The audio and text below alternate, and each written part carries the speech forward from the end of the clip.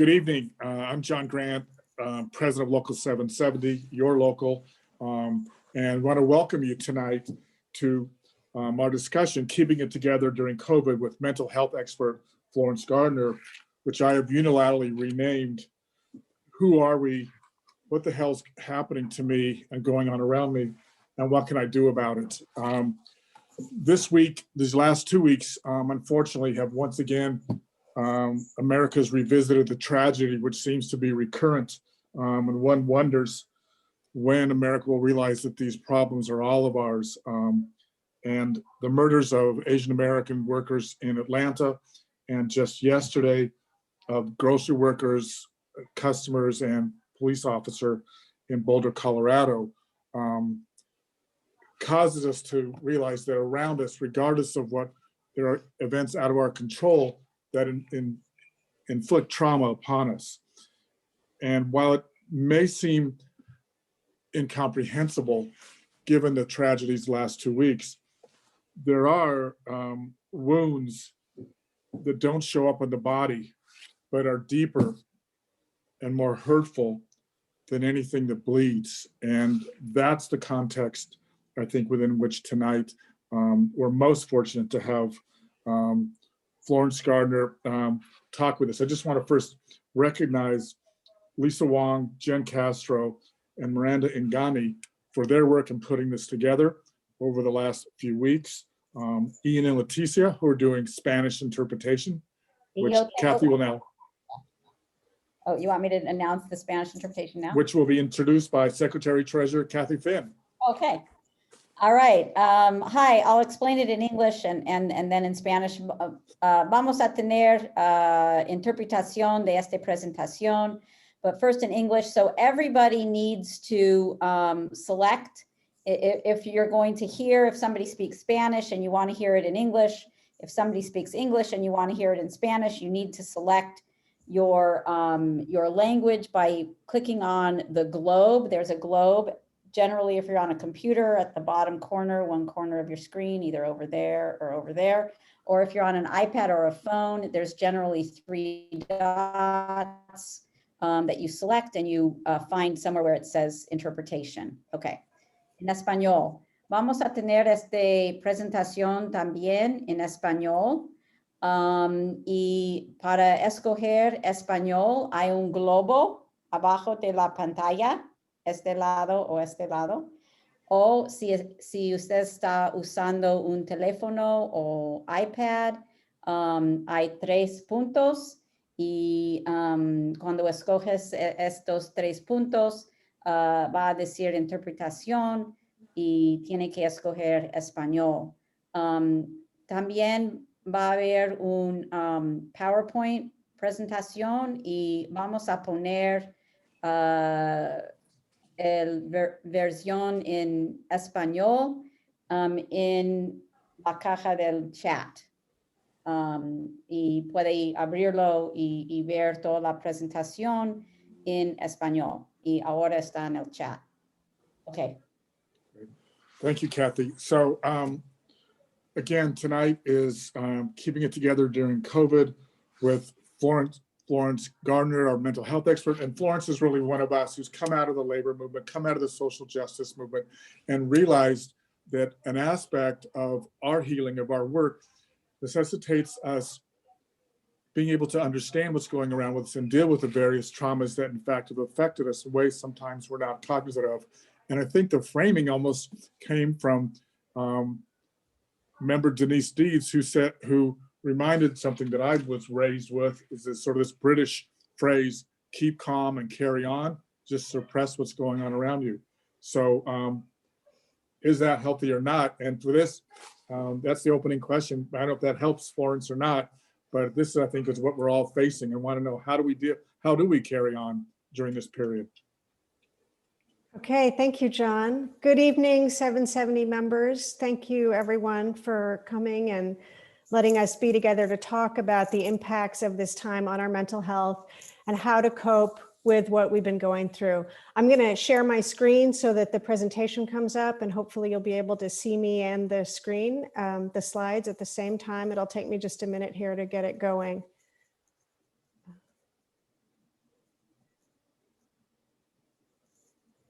Okay, so if that worked, thumbs up I'm getting, then I'm gonna start here and we'll move back and forth a little bit between slides and seeing people's faces. If you are on the phone out there this evening and can't see the slides, that's perfectly okay. You can look at them later if you want to. They'll probably be posted on the 770 website. And before we get started, I'd like to lead us in a very short 2-minute guided meditation. If you'd rather not do it for any reason, please take a moment to go stretch or go look at some photos of puppies, and we'll be right back to the presentation. Okay, here we go. If it feels comfortable for you, I invite you to close your eyes.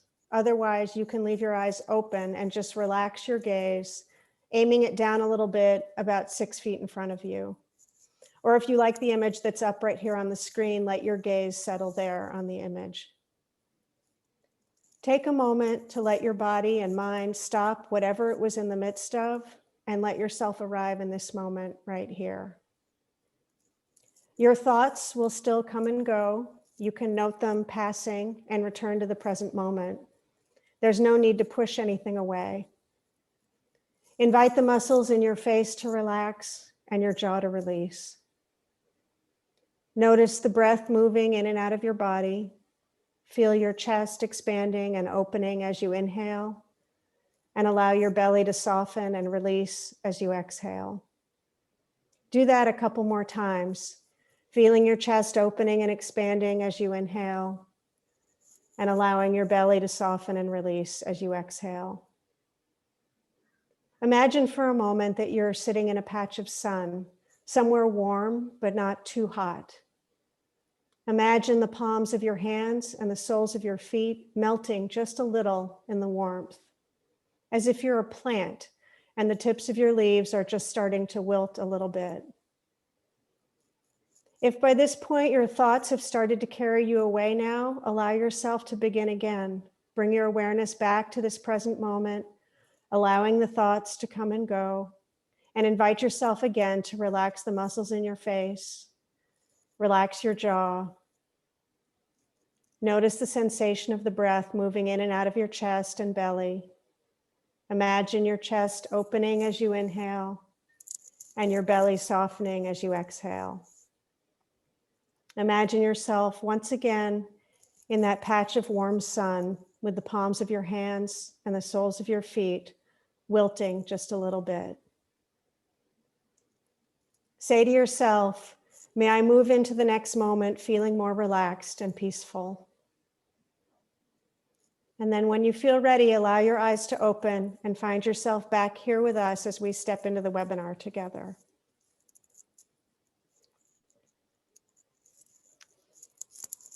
So this evening, we're talking about the impacts of COVID and the other stressors of this time on our minds and bodies. This time we've been living through has exposed us to both stress and trauma. You who have been working for over a year on the very front lines of this crisis have been exposed to the stress and trauma more than any of us. You all deserve all the care and kindness we can conceive of to support you in getting through the rest of this crisis and recovering on the other side of it. So what do we mean when we say stress and trauma? Stress is something going on in your surroundings that drains your coping resources and threatens your well-being. Trauma is an experience that leads you to fear for your life, or fear that great harm is going to come to you or might come to you. Trauma also includes being exposed to an experience where other people's lives are threatened, so you don't have to be the direct victim to be traumatized by something. So stress, an example of stress is being overloaded by work or having to take care of kids who are remote schooling. Trauma is going to work being afraid for your well-being or your life, witnessing death around you, or losing a loved one unexpectedly. If your job has felt threatened during this time, that could count as both stress and trauma, in the sense that the threat of losing your job in a pandemic may make you fear for your very survival. In light of the mass shooting in Colorado, in a Colorado grocery store yesterday, I want to say a little bit about secondhand trauma. It also gets called vicarious trauma. If a traumatic event involves violence against a group of people you personally relate to, maybe they do the same kind of job you do, or they are like you in other ways, you're more likely to be really impacted by that. We can talk more about this during the Q&A if you want to. The main thing to say right now is that the effects of vicarious trauma are the same as if you were there and directly experienced the event. Maybe it's not as severe, but not everyone who experiences a trauma directly in person is going to respond the same way either. So if you notice feeling particularly affected by what happened in Colorado, that's completely normal and understandable. I would wish for all of you who notice feeling impacted by it to please be especially kind to yourself around any fears that come up, and to find a trusted person to talk to about what you're experiencing. Processing fears or other feelings is best done soon after a traumatic event and can be incredibly effective in helping a person feel better. So there are two phases to surviving something traumatic. The first phase is really just about rescuing ourselves or being rescued from danger. It's really about hanging on until we can get to a place of safety. The second phase is recovery. That happens after we've returned to a sense of safety, and we're not there yet. So it's important to distinguish between these two phases, rescue and recovery, because we sometimes think we can recover while we're actually still under threat. But we can't recover until we feel safe enough and have enough distance from the experience to look back and make sense of what it all meant to us. That's what I mean there by finding gems in the ashes. I put this, we are here, with question marks and arrows to say basically that we're going to move from rescue into recovery at different times. Some people are going to get vaccinated sooner. Some people have lost more and will have more to recover from. Some people were already experiencing trauma before the pandemic hit, and they will need more things to resolve before being able to recover.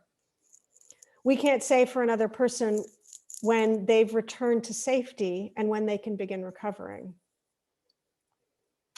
So what do we mean by safety? We're talking obviously about physical safety. When can I go back to work without fearing for my life or being afraid that I'll catch COVID and threaten the well-being of my loved ones? It may also mean when do other people calm down enough so that I don't feel as afraid of being the target of someone else's violence or rage. But that's not all there is to safety. There's also emotional safety. Emotional safety means your stress level has lowered enough so you feel able to cope with difficult feelings, say, that you don't feel overwhelmed by them. And then there's a kind of safety that's about feeling connected to others. Let's call that social safety. Social safety is when we feel like there aren't a lot of physical or emotional barriers getting in the way of relating to others, that we're able to take in the warm feelings that can come with being connected to other people. We may still have disagreements and conflict, but it feels like we can navigate them mostly without losing our cool. When we go through something traumatic, it's normal to feel a loss of trust in some of the people around us, as well as in humanity as a whole. It may take us longer to recover a sense of hopefulness and trust in humanity, and that's part of regaining a sense of safety as well. So we may not have a lot of control over when these three different kinds of safety return to us. The goal right now is just to listen out for when you feel safe, physically, emotionally, and socially, and when you don't. And if there's a part of you saying, for example, I've got my vaccine now, why don't I feel safe yet? This is why. It's because it takes time for a sense of safety to return, and it needs to return at multiple levels, not just in a physical sense. So before COVID, in any given year, about 1 in 5 people have what would qualify for what we might call a mental illness. During COVID, the early data suggests that more than half, so a majority of Americans, are experiencing mental illness of some kind. Some groups of people, particularly frontline workers, but also young people, for instance, have been even harder hit. And among those folks, the vast majority may be experiencing some symptoms of anxiety, depression, substance abuse, and post-traumatic stress. What these numbers tell us is that these symptoms are mainly about the situation we're in. and not because there's something wrong with us as individuals. We're humans going through a historically difficult time. I think even the term mental illness in this moment isn't really right, because we use that term to describe something happening inside of an individual. And what we're seeing really is a mass human suffering as a result of prolonged stress and trauma. I do believe that we're all going to recover in time, so this isn't a permanent situation. It's just to say that right now, it's very, very normal and expected that almost everyone who's been working on the front lines would be experiencing some symptoms of anxiety, depression, substance use, post-traumatic stress, and other things we associate with mental illness.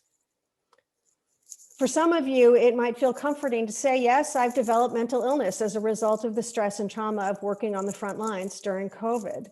For others of you, it might feel better to say, this pandemic has just really taken a toll on my sleep, my body, my nerves, my relationships. You get to use whatever language feels right to you.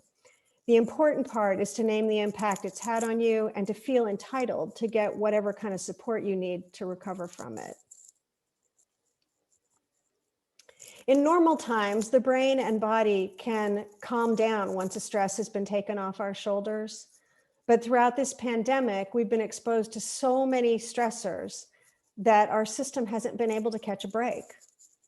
When our nervous system has been overworked like that, even little things that might not have bothered us before can bring us to our knees. Again, this is a totally normal reaction to long-term stress and affects people who are very strong and capable. There's no amount of internal strength that can make us immune to the effects of stress and trauma of the scale that we've been dealing with in this past year. We're more likely to suffer mentally and physically from the stress of COVID if we're already managing other loads, if we're carrying other stresses or responsibilities. So I just threw out a few here. Are you exposed to COVID on the job? Are you over 50 years old? Do you have kids doing remote schooling? Are you a woman or person of color? Do you have a chronic health condition that you already deal with, or a loved one with a chronic health condition? Do you have a previous trauma history of any kind? Are you part of a group that's been targeted for violence? And do you have a tendency, even if it's mild, towards anxiety or depression that existed before that? Let's pause here and just throw up a quick poll and ask how many people would say, yes, I'm carrying one of these extra loads.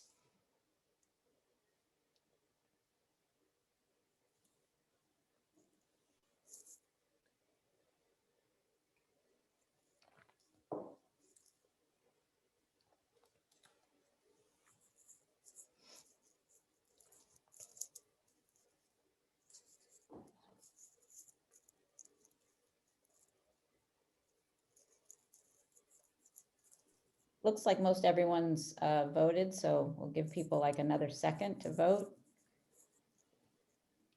And I'll end it.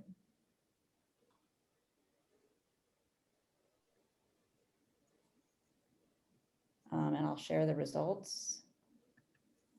People can see, but can you see it? So it's 90% said yes.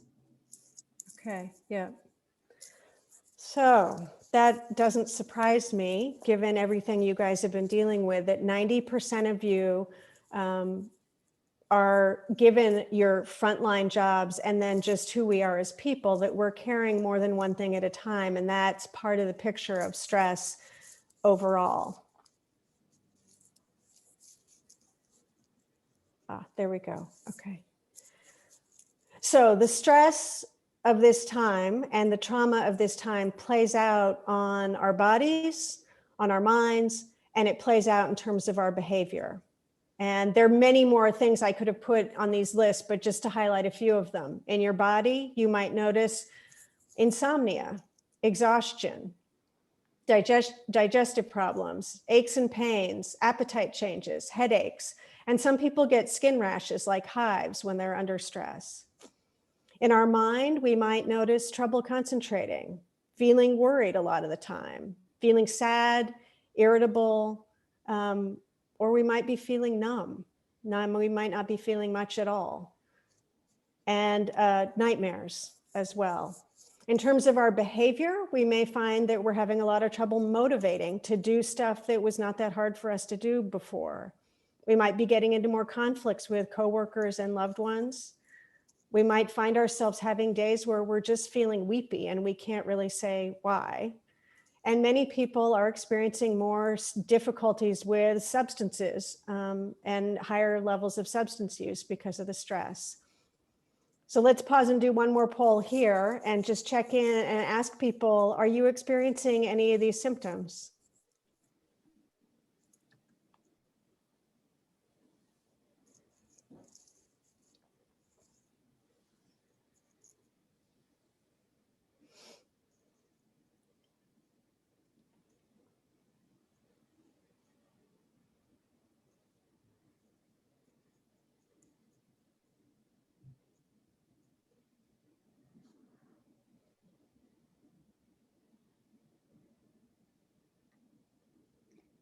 Again, it looks like most folks have voted. So if you haven't voted, you got 2 more seconds. Get your vote in. And then I'm going to close it.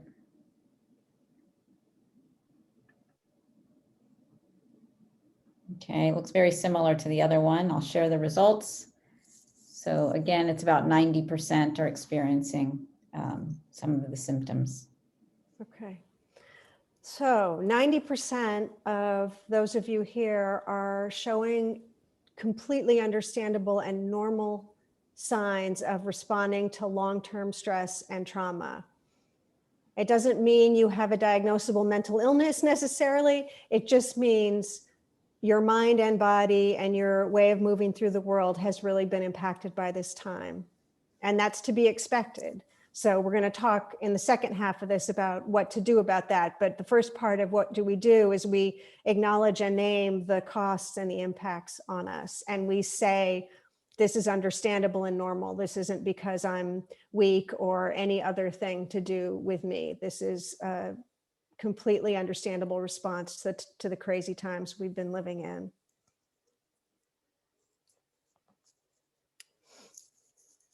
I want to say a word about burnout because it's a word that gets thrown around a lot. Burnout isn't a medical condition exactly. It's a workplace problem that shows up in groups of workers who are under too much stress on the job. Burnout is another word for how stress and sometimes trauma plays out in relation to our everyday jobs. So there are 3 different parts to burnout. One is persistent feelings of exhaustion, just being tired all the time. The second one is feeling anger, dread, or other negative feelings towards your job if you didn't feel those mainly before, kind of losing any sense of positive feelings towards your job. And then the third one is really turning those negative feelings and exhaustion on yourself and blaming yourself or feeling guilty for not being able to do your job better. Burnout is a tricky thing because it's hard for us to see it while it's happening to us. We don't have a lot of perspective on it. And the self-blame part of it can isolate us from other people who are actually having the same experience we are. Our response to feeling burned out is often, I'll just plow through this and then I'll take a vacation and then I'll take a break and I can rest. But we end up digging ourselves in a deeper hole when we do that. Plowing through isn't a solution to burnout. The solution to burnout is prioritizing rest and doing less in any way we possibly can. So we need to understand that fixing the cause of workplace burnout is a job for management. They need to take responsibility for changing the parts of people's jobs or the culture of the workplace that's putting too much stress on workers. Meantime, we need to remember that burnout is a normal response to chronic stress on the job. It's not about any personal weakness in us. And ideally, we need to get help for the effects of burnout before it turns into full-blown depression, because then it's harder to treat. Okay, before I go any further in the next part, we're kind of talk about things we can do. I just want to pause there and see if people have questions or comments. Maybe pause for 5 minutes or so and just see what you all might want to say. And if folks have any questions, you can raise your hand and we'll call on you. or you can put a question in the chat or in the Q&A box. And if you're calling in on your phone and you'd like to ask a question, I think you press *9 to raise your hand, and then when I call on you, you would press *6 to unmute yourself. So we do have a question from Sandy Camp, so I will bring you into the panel to be able to ask your question. Oh, so hi, Sandy. You need to unmute yourself still. I can see that you're muted. All right. I'm sorry. Go ahead. No, perfect. It's your turn. Ask your question. Well, in my workplace, I feel that our management and supervisors are creating more stress I'm a front end worker. How do I go about expressing myself to them that we need less stress? Okay, that's a great question, Sandy. And it may be that John or Kathy or other union folks here want to weigh in on this one in terms of what do you do while preserving your rights or protections on the job. I can certainly speak to the sense of noticing places where management is actually doing the opposite of what would be helpful in a stressful time, and the desire to speak up about that. As somebody who's now both a psychotherapist and used to also work inside the labor movement, I know it's really important for workers to have safe ways to speak up so that they don't feel like when they raise concerns with managers about something that they're putting their job in jeopardy. So this is where I would say something about concerted activity. I don't know if anybody there wants to speak up to that right now. I mean, I would agree that I think what gives us support at the same time, some assurance that we're not alone in this, is when we approach management as a group. What we find is we share our feelings with others, seek out the leaders or the steward in the store or the plant, talk about it and make a plan to resolve it. I think, and we found that in various instances throughout the region, that's worked to certain people. And if while sometimes it's a mixed results, the short-term resolution, it's also found, I think, as you were saying, Florence, that we find out that others are feeling similar to us. It's not us. It's not a problem that we have, and that we can, in fact, develop a plan to, in fact, resolve it.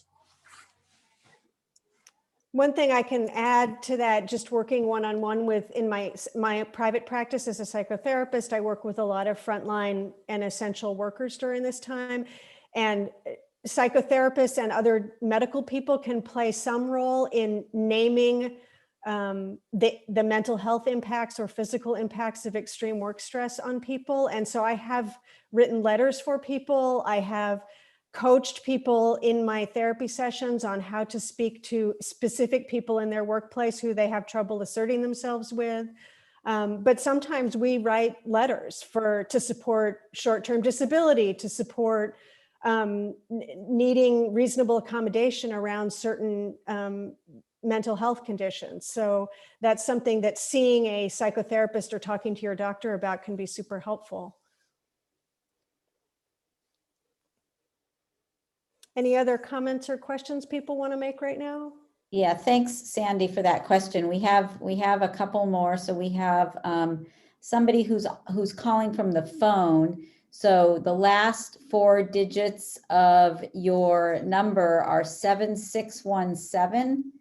And I think that you can talk now. You need to unmute yourself by either, I don't know if it's pressing *6 or your phone. There you go. You did it. Good job. Yes, I did. Thank you. Well, I would like to say thank you to everybody, to the Union 770, to you, Doctor, to help us. I have a lot of questions, and it's true, and I'm agree with the other person. Most of our stress at work, it's our supervisors. In my store, like in my case, and I need to know what is my rights, or is the company from the union more information because my kids, they start going at school. They open the school, but they only go 2 hours and a half. So I request, I'm full-time, and I request, like, okay, just give me 2 days off, Monday and Friday, because I need it. And it's flexible and it works with my department. I'm a head department. But my manager or my supervisor goes like, you are full-time. If you request 1 day, we can cut you hours to 24 or 16 hours because you are full-time and you have to be able to work 5 days, at least 5 days, anytime, any day. It works, I mean, those days when I was needed to pick up my daughter because it's a shift for 2 hours and a half. They only go 2 hours and a half. They open the school like that. So I was like, I had a plan and it worked with my department, with all my staff as a manager and everything. And she just say all these comments to anybody, any employee in the store. Like, you are part-time, you are GM, you have to work everywhere for 4 or 5 hours. They're jumping around and to Clickless, to Floro, to meet department, any department.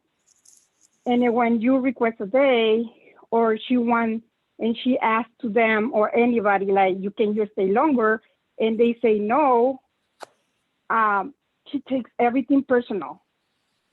And she started changing the schedule legally because, like she say, I mean, if you're a GM, I can schedule you any department of GM level, and you have to work those departments, even if you don't know or you're good or not. I mean, she is putting everybody in different areas, uncomfortable for everybody. I don't know how flexible the company can be in these days, because when I register my kids online, I mean, half and half online at the beginning of the year, I mean, I didn't know they're just gonna go 2 hours and a half because everything changed. And everything is, hello? Yeah, we're here. So I would Okay, say, I'm sorry. so, I mean, Yes.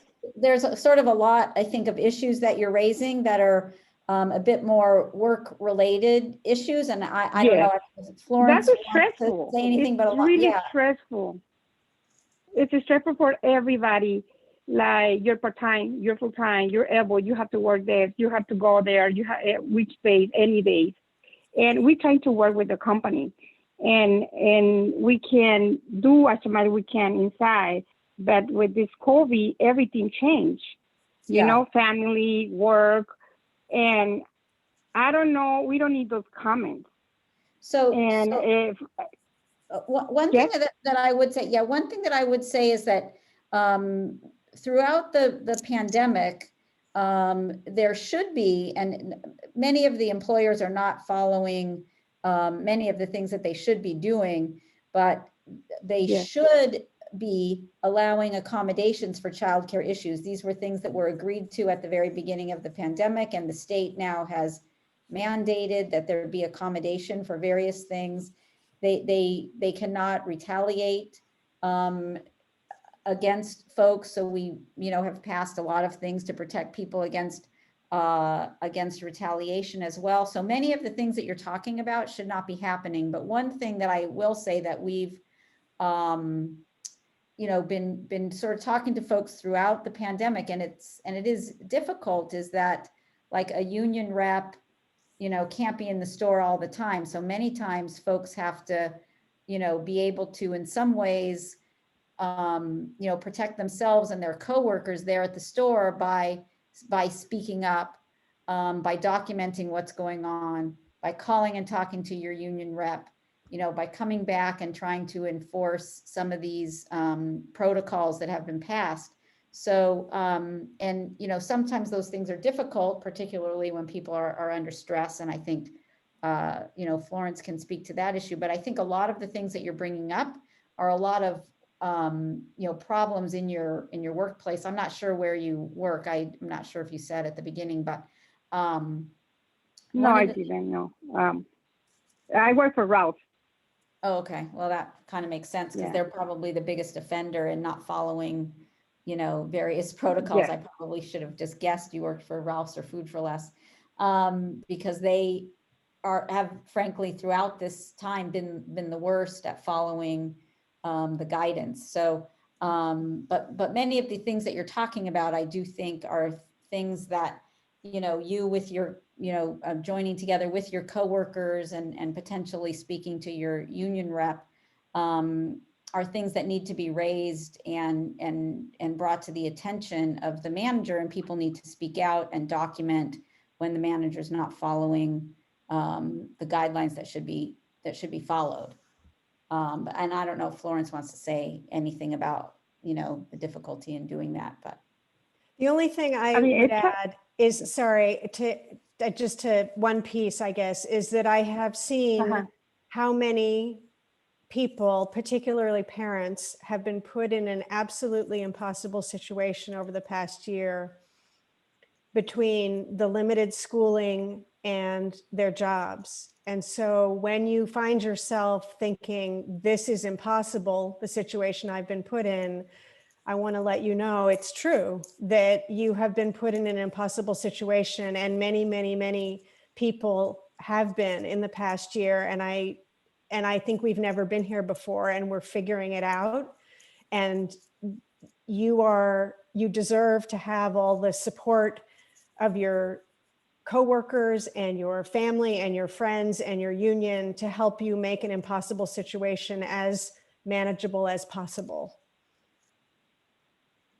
How I'm gonna tell my supervisor when I start asking for like, oh, I only need these 2 days so I can pick up my daughter because the time, and she goes, you're full time, you cannot be restricted, or I can cut your hours. And I'm like, oh, these 2 days works with my company, with my department. And also she started saying like, do you know I can cut your Sundays, which is time and a half? And I start making all those comments. And I say, okay. So she has all these little comments. And I say, okay, should I call out? It's better if I request the days in advance. She say like, when you request, it doesn't mean we're gonna give it to you. Right. So let me just say, so I do think that we need to move on. I do really appreciate your question. Yes, but we okay. need to Thank move on. you, everybody. But, Yes. but I do think we'll have your union rep as well, reach out to you about these issues. But it is true that there's a lot of people who work in a store, and not everyone can write exactly their own schedule. So they do need to accommodate your childcare needs. But if that's going to take you off of work for a certain amount of time, it may be true that it's not possible to give somebody 40 hours in that, to continue to give somebody 40 hours in that situation. But similar, on the other hand, it sounds like there also may be some retaliation for trying to arrange your schedule to take care of your kids. When she says she'll cut you from 40 to 24, that's a pretty severe reaction on their part. So I would get together with your union rep and let's figure out a work plan to take care of this issue. Because I think it's not just your store, Ralph's. I think it's something the schools are beginning to open up. We have to address throughout the region.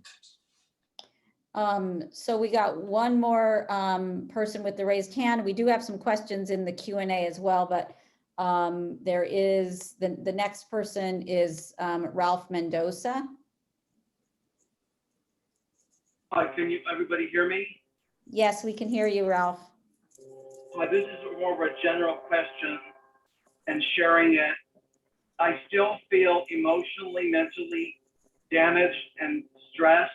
Recalling, I'm not sure when, we at my job were finally given protective face masks and shields and sometimes gloves and disinfectant or hand sanitizer, but it was several weeks, if not months, into the pandemic before we were protected in our store. And I'm still so fearful remembering going to work for that long period of time with no protection. And I don't know how to express, I feel damaged by having to go through that to earn a paycheck every week. Can anybody respond to that? I know we can't go back in time, but why did it take so long for stores to respond to the pandemic and the fear? Thank you, Ralph, for just speaking that truth. I so appreciate you saying it and for the force behind it and for the question I hear behind it, which is, I am still suffering from anger and fear and the effects of what happened months ago because, and you said you used the word damage. So I feel injured, I feel hurt by the fact that I went so many weeks and months having to show up for my job and feeling completely unprotected and not being given absolutely essential protective equipment to keep you safe. So you're completely right that you can't go back and redo it, but your response in this moment is a very understandable response to what was a traumatic experience, which is you having to show up for work every day and feeling that your life was at risk, or maybe that you were just at risk of getting sick and maybe giving it to somebody else who you might get sick. And that was weeks and months perhaps of being exposed to trauma every single day that you went to work. It doesn't surprise me that this many months later, you are still coping with feelings of anger, resentment, betrayal, fear associated with that experience. So I can tell you that you're having a completely normal, even though it's very uncomfortable, response to trauma. And most of us do recover in time from trauma, and depending on how long it went on and how much it affected us, it may take us a little bit longer to recover. And it can be very helpful to have somebody like a therapist to talk to process the trauma that you're still carrying, to help you go in a safe place, go back to that time and that moment and get a chance to, even though you can't do it over in reality, to process the experience that you had and help you kind of find a place to put some of the feelings that feel like you're still carrying right here every day. Is that helpful? Does that speak to what you brought just now? Yes, but I just want to take a moment. Could I have a short explanation of why there was such a delay in forcing the stores to protect us? I'm not pointing a finger at anybody. I'm just asking for sometimes we want answers. Why did it take so long to get this in gear, do you think? So maybe I'll speak to that a little bit. So at the beginning of the pandemic, I will say, one of the reasons is that the companies only care about profit. And that's been the problem throughout this pandemic. They had at the beginning gazillions of customers. I mean, your stores were so packed, it was a nightmare. And they didn't care at all about providing masks or gloves or any kind of sanitizer because they were just raking in the dough, and that's generally what they care about it. What they had to be forced to do it. So initially, we actually had an action at the Ralph's in Koreatown. I don't know, maybe it was in April, or was it close to, well, I guess it was probably at the beginning of April. I don't remember the date, but anyway, it was probably a month into the pandemic where, we ended up buying masks, the local 770 masks, which I think eventually everybody received them. And when we did that, and it was at a Ralph's store, I got a call from the Ralph's company saying, what the heck are you guys doing? Like, why are you at the store doing this? And, I said, well, we're providing masks to the members because you're not doing it. And then very quickly thereafter is when the company started providing masks. So, to whatever, save face or, make it, they were embarrassed. They were shamed by the fact that, the union came forward and provided masks, but they're not going to do anything that's going to cost them money unless they're forced to. And Kathy's right. There are two aspects to that. One is their greed, that we have to take from them what's necessary to protect ourselves. And the second was, if you recall, in the beginning, they wanted to pretend there was nothing going on wrong. they in fact prohibited employees from wearing masks. So Ralph, it's the same issue that we find all the time. Why did they cut hazard or hero pay? In fact, it took them a while to even get there. Why are they still fighting us on that now? Why did they fight us on the protocols? Why have they fought us on testing? And they wouldn't even, cooperate with us on the vaccines. We had to run our own vaccination clinics out of the union parking lot. It's every step of the way. If they can get by without paying for a penny for your and your coworkers' protection, they'll do it because they'd rather pocket that penny than have you be safe and healthy. And that's the role that you've played and others have played about raising this issue that enabled us to go to the governor, to go to the legislature, to go to the cities, to go to the counties, and begin to build up a set of protocols that provide some minimal modicum of protection for us all.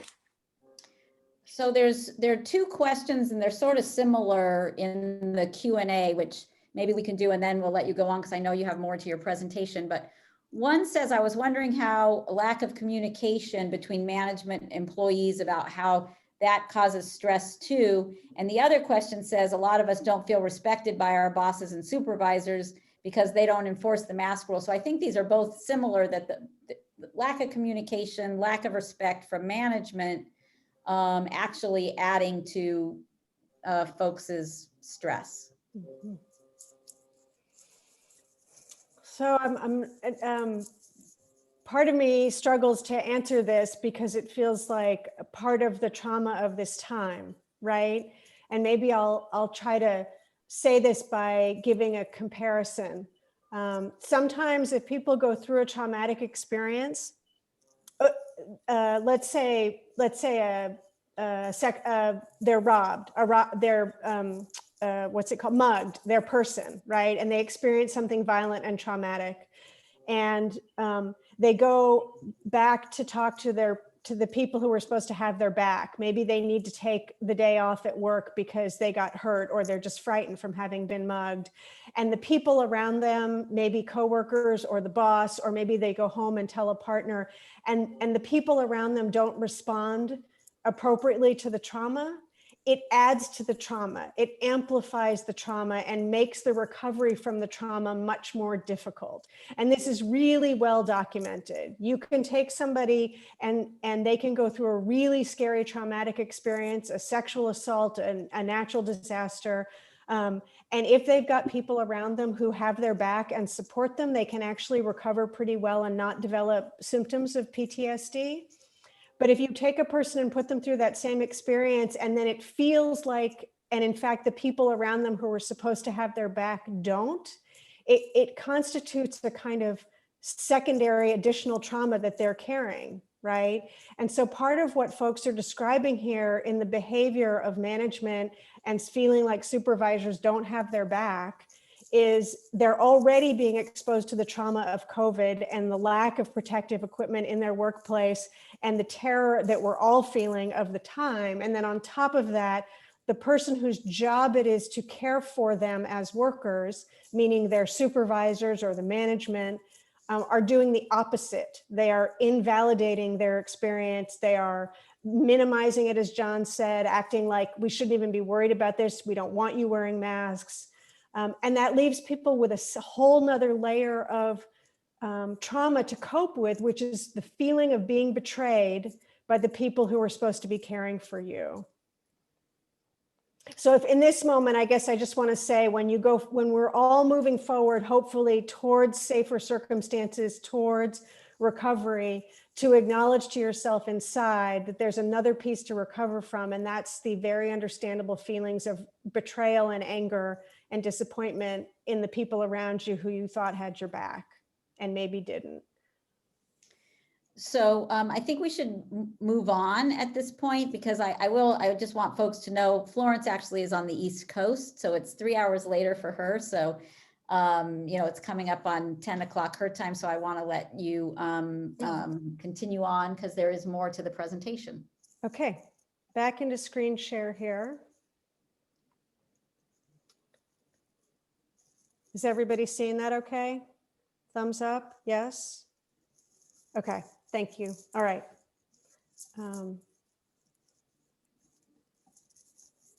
So this whole second part is really going to be throwing out some suggestions of things that we can do to take care of ourselves during this rescue phase while we're slowly transitioning into more safety and hopefully recovery. So before I start talking about very concrete things, I just want to say a word about self-care in quotations. Talk about self-care in popular media now has, I think in some ways contributed to the stress of the time, because it's produced a whole set of expectations that if we just do these things, then we should be okay. So if only I did more yoga, I wouldn't be struggling so much. Or I really should meditate and then I wouldn't feel so irritable all the time. Or why can't I just think positive thoughts and then I wouldn't be feeling so bad. Those of you who see the slides, I underline those beginning phrases in red because those phrases are often signs that we're sort of heading into a kind of stress, self-blame way of thinking. If only I really should, and why can't I just?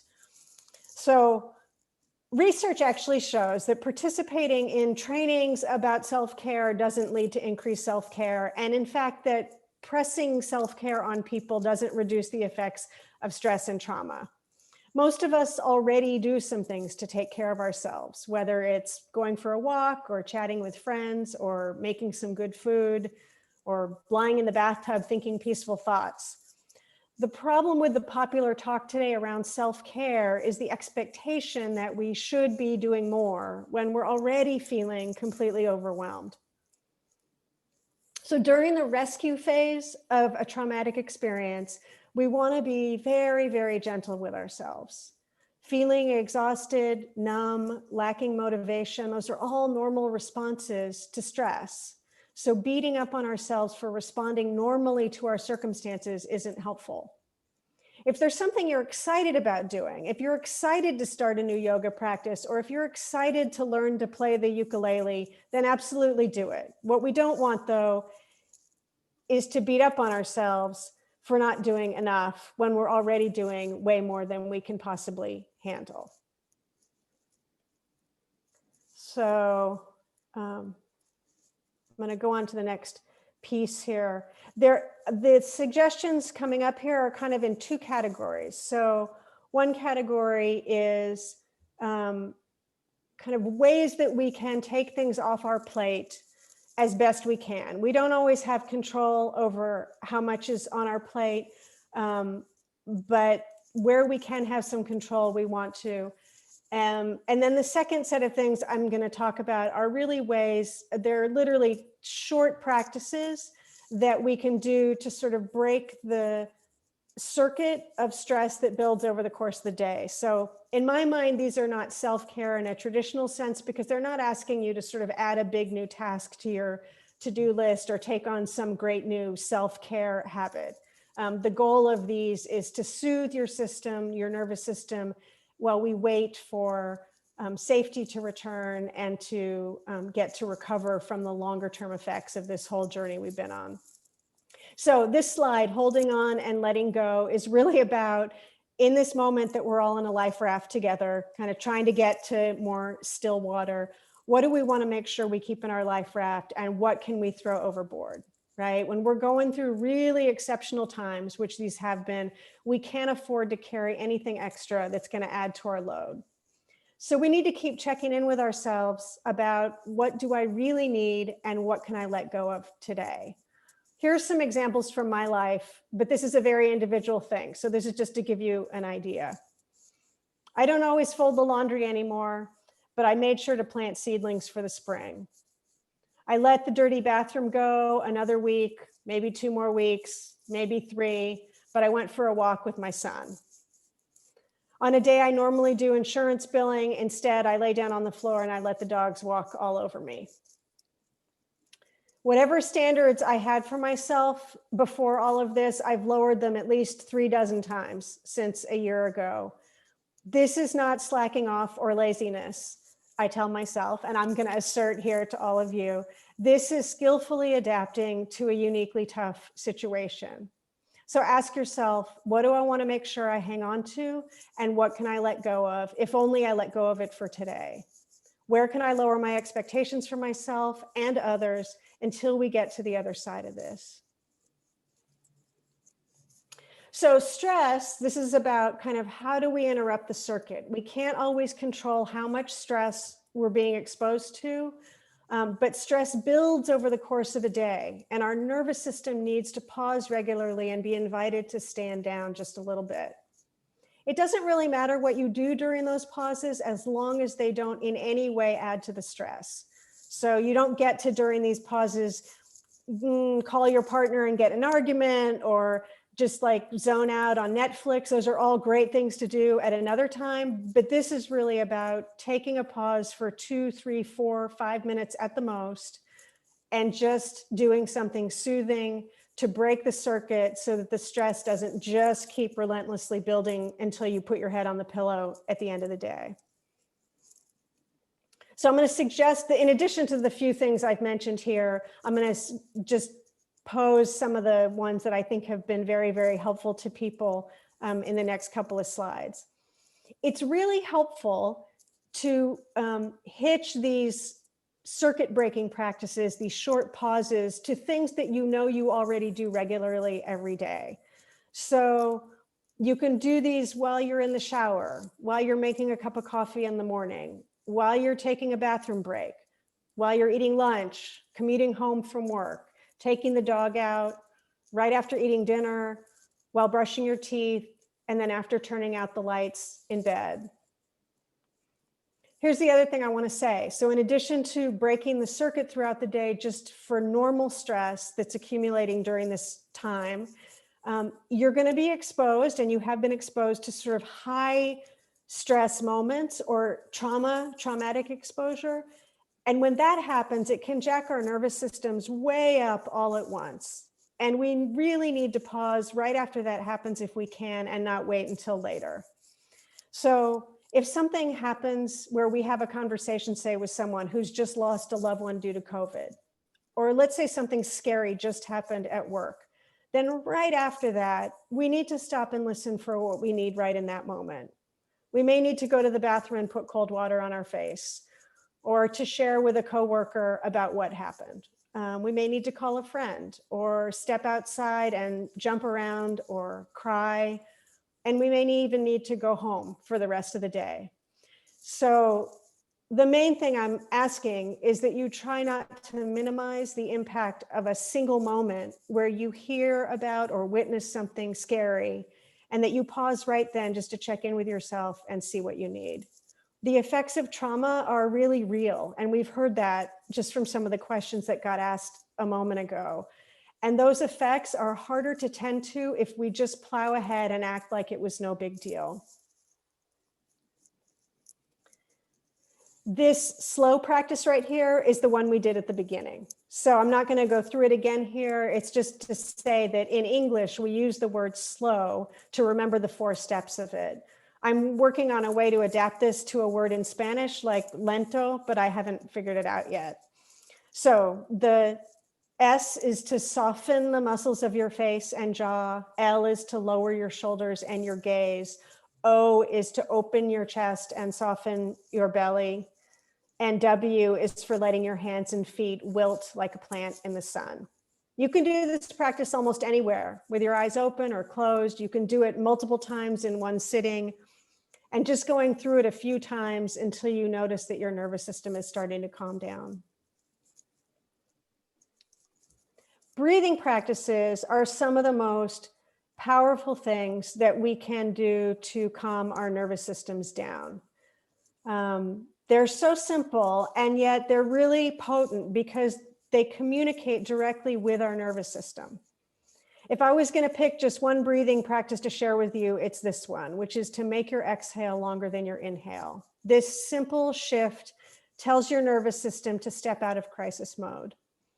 It's one of the single most effective ways we have to calm ourselves. So with this one, you can count, if it helps you, you can count 4 counts in on the inhale, 7 counts out on the exhale.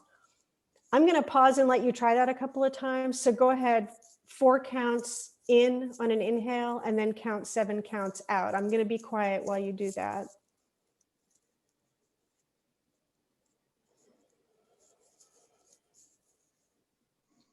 And let yourself do it one more time. 4 counts in on the inhale. And 7 counts on the exhale. So the exhale is much longer.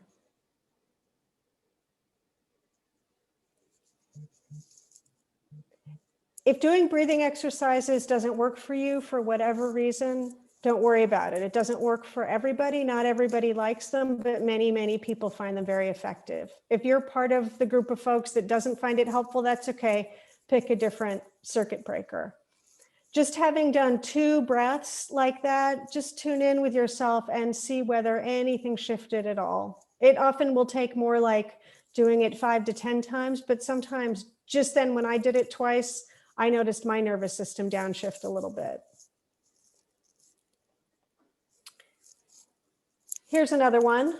We know from doing brain scans on people that the part of our brain that gets engaged when we're thinking worried thoughts can't be active at the same time as the part of our brain that processes physical sensations. So the more we're lost in our thoughts, the less we are in touch with our senses, and vice versa. The more in touch we are with our senses, the less we can stew on negative thoughts. So this is a really short, simple exercise to get us out of our minds and into our bodies. Let's just do it together for a minute. So right here, wherever you're sitting or standing right now, notice 5 things that you see. You can count them off on your fingers if it helps. For each of them, notice the color, the texture, the way light falls on it. So we're aiming to experience these things with our eyes rather than listing them in our minds. So I'm going to pause just for a moment while you take in 5 things you can see right around you.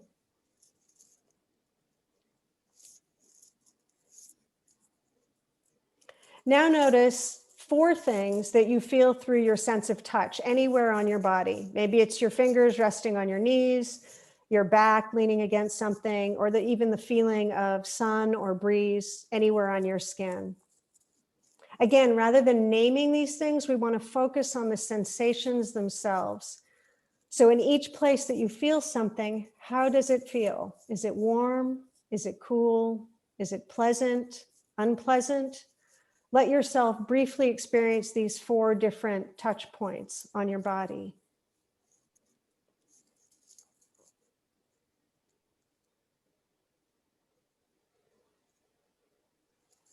Now listen for 3 different sounds. Let your awareness move from one sound to another, focusing on each one in turn. I'll be quiet for a moment while you do this.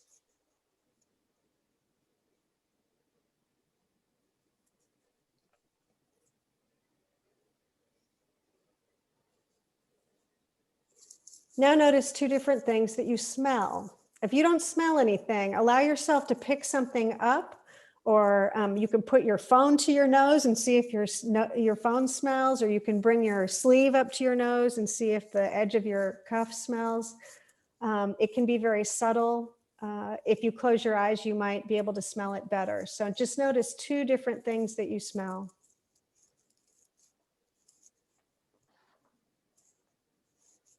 And finally, notice 1 taste in your mouth. This one is really tricky if you haven't had anything to eat or drink in a while. And that's okay. You can just bring your awareness to any sensations on your tongue.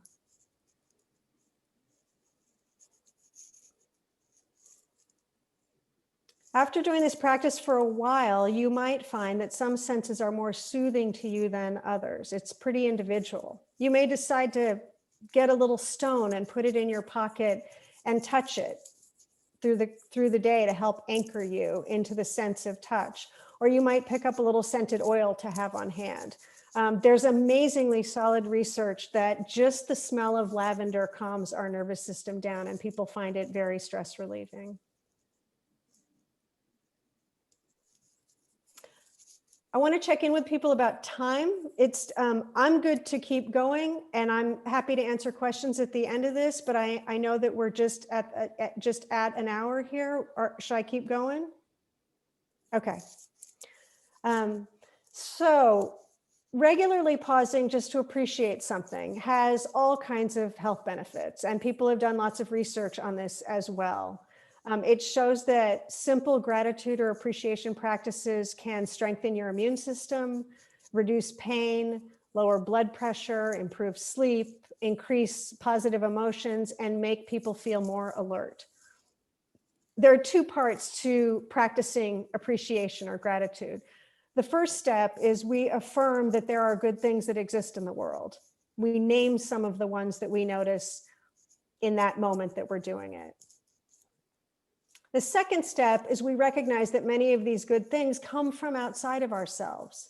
We acknowledge that other people, or even higher powers, if you're of a spiritual bent, give us gifts, big and small, that help us experience this goodness in our lives. When we do this second step, we may decide to send a text to a person who we are feeling appreciative of or grateful for, but we can also just say thanks on our own, in our own mind.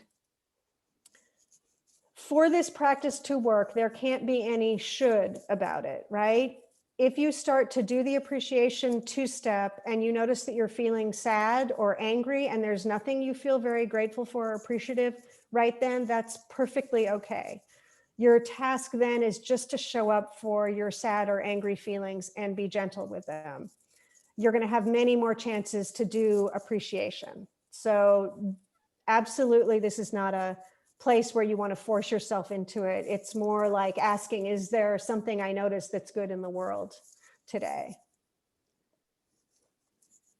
That last point about not forcing yourself to feel grateful if there's nothing you feel grateful for leads me to this next point, which is if you're in a moment where you're feeling a bunch of difficult feelings, whether it's grief or anger or fear or guilt or just plain exhaustion, then that's a moment to practice compassion towards yourself.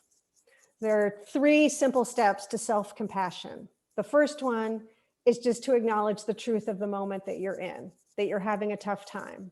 Say that to yourself. I'm having a really hard time right now. The second step is to validate that feeling, whatever the feeling is, that difficult feeling you're having.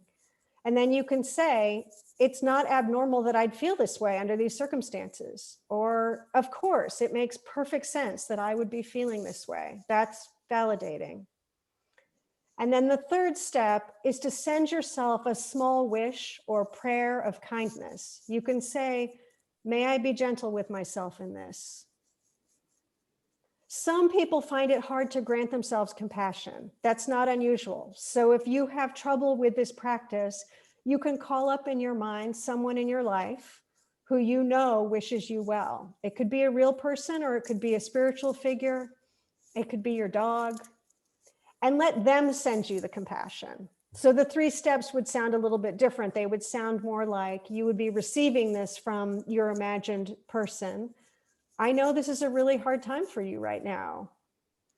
It's normal you would feel this way. And I want to send you warmth and kindness as you weather this difficulty. So some people find it easier to receive it that way, and that's perfectly fine. The last short practice I'll mention tonight is about finding joy in the crevices of this time and of your day. Trauma and stress put us out of touch with pleasure and joy. We lose our appetites for the things we used to enjoy. This is totally normal, and we're all experiencing it to some extent. So we need, in whatever ways feel easy to us, to seek out small joys and savor them. Savor just means allowing yourself to soak it up with all your senses, to give the small joy your full attention for a minute. If chocolate brings you joy, slow down and take your time to really taste the piece of chocolate you're eating. The key to savoring is really slowing down and bringing all your attention to it. The challenge here, like with the appreciation practice, is not to expect yourself to find joy. Like, damn it, I set aside this time to find joy and there's no joy here. I'm no good at this finding joy thing. The task is just to pause and pose the question, what gives me joy? It can be something really simple, like a particular shade of yellow or the aroma of brewing coffee. Some people find it helpful to keep a running list of things that bring them joy and to post it somewhere where they can see it throughout the day. And then make sure to take some time every day, whether as part of the pauses, the circuit breaking pauses I talk about, to make contact with one of these things that brings you joy. And for those of you maybe not who can't see slides, I just have up here a bunch of different things listed. Snuggling with your dog, cat, or iguana, reading a new book or finding a new TV show, listening to your favorite music, getting foot massages, grandkids, video games, walking with a friend, having a cup of tea and a patch of sun. You get to say for you, what's joy? Okay, so that's all for now about ways to break the stress circuit. There are literally hundreds of these, right? And I just sort of pulled out a small handful that I know consistently work for people. But I can also send lots of more resources along the way for more ideas for that kind of thing. Let's talk a little bit about getting help from other people. Other people could be a friend, a family member, your doctor, a spiritual mentor, or a psychotherapist. The main thing is it's good if the someone is not somebody who's under the same identical stress that you're under. And it can be really helpful if it's someone who has special training to be a good listener and to help people cope with stress and trauma. I want to say it's very normal to not want to get help. If you're thinking any of these thoughts that are up on this slide here, please know you're not alone. I'm afraid I'm not going to like my therapist. They're going to judge me for how I've been coping so far in this pandemic. What if they suggest medication? Maybe I can't be helped. We have all kinds of normal thoughts as we think about getting help from another person that make it harder for us to get help. So I want you to know if you're thinking those thoughts, you're in good company. We all think those thoughts. If the whole idea of talking to a therapist makes you uncomfortable, you could try listening to a podcast about starting therapy. There's a link for a really good one at the end of this. I'll give it to you in a minute. There are also some wonderful podcasts done by therapists and other people talking about how it is to go to therapy. There's one called Therapy for Black Girls. Another one's called The Angry Therapist. And there's a new one I just heard about with the actor Diane Guerrero, maybe some of you know her, called Yeah, No, I'm Not Okay. You might find that just listening to these podcasts is stress relieving, but they may also help it feel much more normal and comfortable for you to seek some outside help. Often people think you really need to be in a crisis before you can see a therapist. So I'm here to say it's much, much better if you don't wait that long. Okay, so to step back and sum up what we can do when we're in the rescue phase of a crisis while we're waiting for a sense of safety to return and to get to move on to the recovery phase.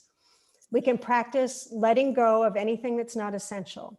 We can see where can we lower expectations even more, just for now. And the other part of this is to remind ourselves, what are the things we want to make sure to hang on to? What matters most to us? It can help to write some of these things down. What can I let go of? What do I need to hang on to? We can pause throughout the day to do short calming practices to interrupt the circuit of stress so it doesn't accumulate quite so much over the course of the day. This includes stepping away immediately, if possible, after being exposed to something traumatic. We can make it a priority to find a little bit of joy every day, including making a list of things that bring us joy and putting that list somewhere where we can see it. And finally, we can seek support outside of ourselves. Research tells us that getting support from outside sources is one of the most impactful things we can do to support our mental health and our recovery from stress and trauma. We therapist types like to suggest homework at the end of therapy sessions, so I'm going to suggest a few things here if you feel like doing them. They all relate to what we've been talking about here. So these first two are short podcasts that I thought were really, really useful. The first one is about how to find a therapist and start therapy, including how to get over the obstacles to taking that first step. The second one talks about the experience of workplace burnout under COVID and how to deal with it. The next three things on there will set in motion some of the stress relieving practices we've been talking about. Picking 5 circuit breakers and deciding when you're going to do them. And again, hitching doing them to things you already do every day is perhaps the easiest way to do that. So I'm going to do one in the shower. I'm going to do one while I'm making coffee. I'm going to do one while I'm in the car or on the bus on the way to work. I'm going to do it while I'm eating lunch, like that. And then it's really good to do one right before bed to kind of help transition you into a better sleep. Take some notes about what you might be willing to let go of that you haven't already, whether that's expectations for yourself or specific tasks you can let go of, and what are the things you want to make sure to hang on to. When we say out loud to ourselves or to other people, what are the things we most want to hang on to? That's a different way of saying, what are the things we value most? And it's really helpful when we're going through stress and trauma to be clear and to say clearly, what are the things that matter most to us? Because that's like part of the life raft that carries us from one side of the difficulty to the other. And finally, make a list of small things that bring you joy. I want to point out some resources in these next two slides. This list of resources is going to be sent out to people as well. The first slide are places to reach out to if you are feeling in crisis, if you're feeling suicidal or at risk of harm. This goes also for if somebody you know is feeling those things. These are all good resources for that situation. The second slide here are places to reach out to if you're not in immediate crisis, but are feeling stressed or overwhelmed. Okay, I'm gonna stop there and see if you all have questions or comments about this second half of the evening here, or about anything else that you wanna raise before we wrap up. So one person did put something in the Q&A box, which says, we can do all these exercises, but the problem still exists. Yes, correct. That's right. So we don't do these things in order to fix trauma or fix the difficulties we're experiencing. We're doing them in order to ease the strain a little bit and to begin to set us up for recovery. So taking frequent breaks throughout the day, practicing self-compassion, getting into our senses and out of our minds, those are things that we do to support our mental health, even though we may not have control over our crummy supervisor or boss who is not respecting us or taking good enough care of us. We do it even though we still have the impossible job of being a parent with kids at home, going to school while needing to work. So it's both very simple and important that we safeguard our mental health while we're going through traumatic times. And it's absolutely right that it doesn't fix the trauma. We have to wait for the trauma to pass in order to repair the harm done by the trauma. Some of the stuff I've tried to point out here is this is how we hold our day more gently. This is how we hold ourselves more gently, so that we can get to the other side in as good a shape as possible. Does that make sense? It was an anonymous. Yeah, okay, yeah. But it made sense to me. Thank you, Kathy. And then there's another one, which more of like a job work-related question maybe, which says, how do you go about handling job harassment? I think it says harassment. So without more information, I'm not sure how to, I'm not sure how to answer that. I'll just say about that one. I mean, there's all different kinds of things that are people consider harassment. So there are certain kinds of harassment. Well, I mean, all harassment on the job is wrong. Nobody should ever be harassed or mistreated or disrespected on the job.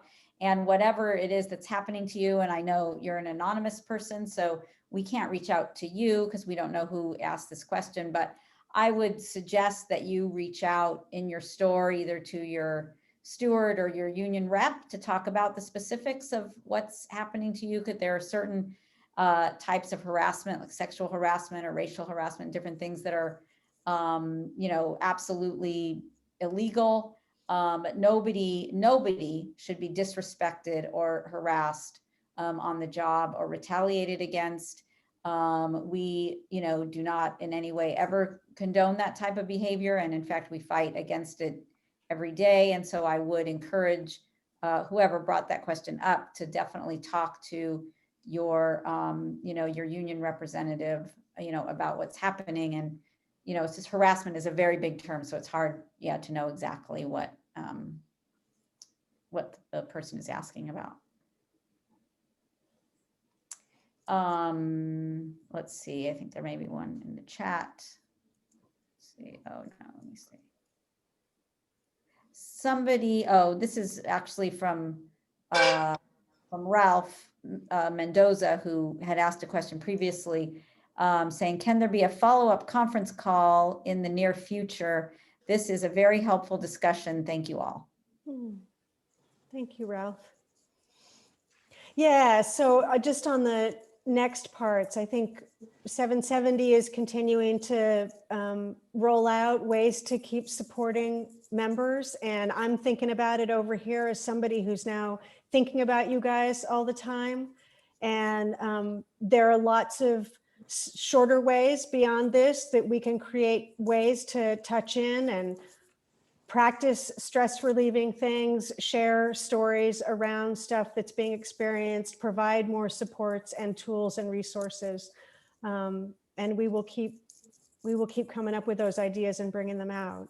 Is there anything you all want to say on that front? Yeah, I mean, we have a committee that's been working on this for a while.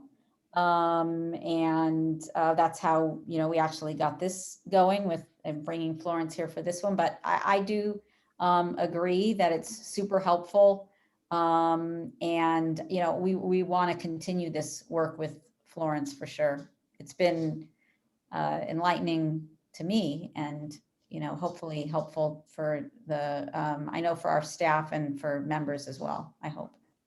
I think, recognition has to go also to Florence and her work. As Kathy mentioned, we've been looking at this for a few months now. It's more than weekly that Florence will text or email us. What do you think about it? We are privileged in that 770 appears to be on her mind continually. And they're like, what about this? You think we could tweak this? How about this follow-up? And Florence, on behalf of the members, I want to thank you for putting both your heart and your mind towards all of us during this period. I know it's sustained a lot every time that you speak, whether it's the staff, the general membership meeting, or tonight. I think we all appreciate an aspect that we so often deny. In fact, have been told and schooled in this country that we're weak. That if we, seek therapy, if we pay attention to this, and I thank you for raising that up and really illuminating what is in fact a normal course of life and the response of the body to what's being thrown at us. Thank you, John. And I just want to underline the part about what's been thrown at us, because aside from, say, the Spanish flu 100 years ago, we have never been here before. And we certainly have never been here with the layers of it, right? It's not just COVID, it's also mass shootings, it's racial injustice and violence against groups of people unfolding week after week. You all in California have come off of a stretch, and we don't know where it's headed next, of wildfires that are extremely stressful and traumatic for the people who are involved in that. And so it's been not just this year and not just COVID, it's been multiple layers, and we just need to bring a huge amount of kindness and support to that experience, so far beyond what we normally would grant ourselves. And you and your members have been holding the front lines and making it possible for people like me to eat from one week to the next. And get medicine and get vaccines and survive this pandemic. And so my gratitude for all of you is just beyond measure. And I'm really honored to get to be here with you. And thank you everyone for spending some piece of your evening to be here with me. And I wish you all well for the rest of your week. Yeah, and just one more comment from one of our members, Meta Bales, who says, this has been one of the most helpful calls for me today. I am so grateful. And I am grateful to Florence, to you for doing this. I think it's been so useful. And I do think one of the ideas, as I agree with John, Florence has so many great ideas. And one of the ideas was to do something on a regular basis that people could call into. So, I mean, I think that's one of the things we'll be discussing, is having some short period of, availability where people could call in to have some types of discussion groups to hold each other accountable to some of these practices, which I think, sometimes it's good. It's just another suggestion to have an accountability buddy or somebody who is going to help remind you to do these things if, to take a deep breath and take time for yourself. So good thing to remind you to do that. And maybe if we had some kind of regular call-in thing where people could hold each other accountable to remember to do some of these practices. So anyway, I think I don't see any more questions or any more comments. So thank you so much. Appreciate you doing this tonight. Thank you. Good night, everybody. Take good care. All right, thanks. Bye.